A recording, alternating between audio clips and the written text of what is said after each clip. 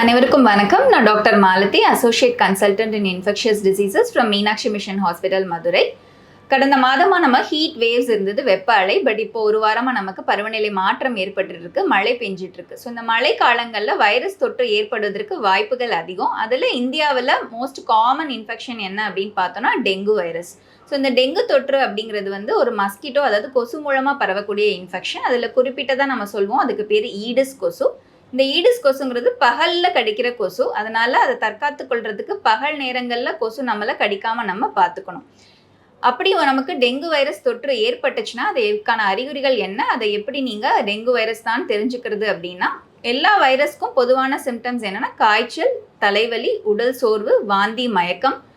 இதில் டெங்குக்கு குறிப்பிட்டதாக 5 நாட்களுக்கு அப்புறம் உடம்புல சிறு சிறு ரெட் கலரில் புள்ளிகள் ஏற்படலாம். கம்ஸில் இருந்து, அதாவது எகிரிலிருந்து ப்ளீடிங் ஏற்படலாம், இல்லை உள் உறுப்புகளில் ப்ளீடிங் ஏற்படலாம்.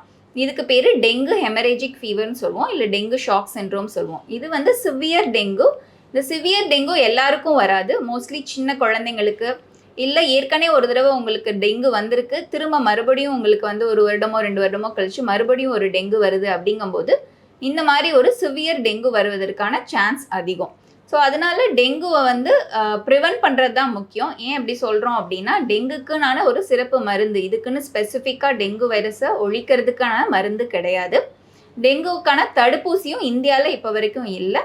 ஆஃப்ரிக்கன் கண்ட்ரீஸில் ட்ரையலாக அதை போட்டுட்ருக்காங்க, பட் இந்தியாவில் கிடையாது. ஸோ இதை தடுக்கிறதுக்கான ஒரே வழிமுறைகள் கொசு உற்பத்தி ஆகாமல் நம்ம சுற்றி உள்ள இடங்களில் சுகாதாரமாக வச்சுக்கணும்.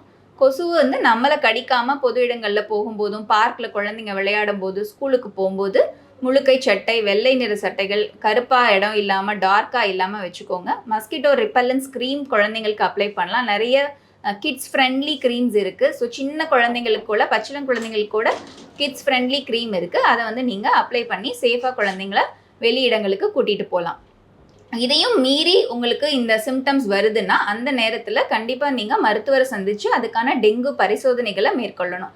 ஸோ டெங்குக்கு பிளட் டெஸ்ட் தான் பண்ணுவாங்க. பிளட் டெஸ்ட்டில் டெங்கு பாசிட்டிவ் அப்படின்னு வந்துச்சுன்னா அதற்கான ட்ரீட்மெண்ட், அதிக காய்ச்சல் இருந்தால் காய்ச்சலுக்கான மருந்து, உடல் சோர்வு, ரொம்ப டீஹைட்ரேஷன், நீர்ச்சத்து கம்மியாக இருக்குது அப்படின்னா அட்மிஷன் தேவைன்னா அட்மிஷன் போட்டு ஐவியில் ஃப்ளூயிட்ஸ் கொடுப்பாங்க. இல்லை வீட்டிலேயே அதிகமான நீர் ஆகாரங்கள் எடுத்தீங்க அப்படின்னா அதுதான் டெங்குக்கான மருந்து. ஸோ ஏர்லி டயக்னோசிஸ்ங்கிறது தான் முக்கியம் டெங்குவில். ஸோ நீங்கள் டிலே பண்ண தான் உங்களுக்கான பிரச்சனைகளும் சிவியாரிட்டியும் அதிகமாகும். இப்போ இந்த சிம்டம்ஸ் 3 நாளைக்கு மேலே இருக்குன்னா கண்டிப்பாக நியர்பை ஹாஸ்பிட்டலில் விசிட் பண்ணுங்கள். அதுக்கான ட்ரீட்மெண்ட் எடுத்தீங்கன்னா கண்டிப்பாக டெங்கு சிவியாரிட்டியிலேருந்து உங்களை நீங்கள் காப்பாற்றிக்க முடியும்.